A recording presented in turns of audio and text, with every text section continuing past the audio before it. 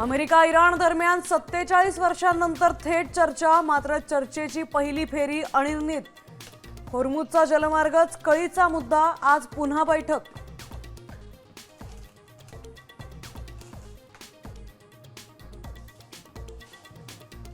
वारकरी संप्रदायात प्रतिगामी लोकांची घुसखोरी, धर्मांध शक्तींना बळ देणारी मांडणी करतात।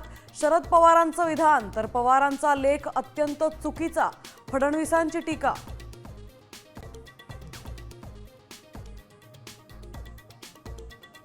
सुनेत्रा पवार आज प्रचाराचा नारळ फोडणार, प्रचाराआधी घेणार कन्हेरी इथल्या मारुती मंदिरात दर्शन।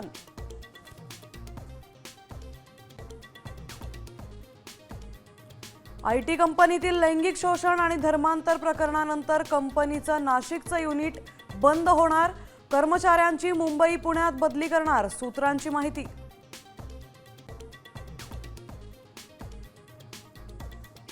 तेरा राज्यांमध्ये आज वादळी वाऱ्यासह पावसाचा इशारा, हिमाचल प्रदेश, उत्तराखंड, काश्मीरसह ईशान्येकडील राज्यांमध्ये पावसाचा जोर वाढण्याची शक्यता।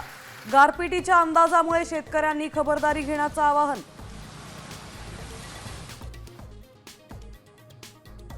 घरावर कोसळला तब्बल 5 किलो वजनाचा बर्फ, सिंधुदुर्गातील मालवण देवली गावातील प्रकार, बर्फाचा तुकडा पडल्याने खळबळ।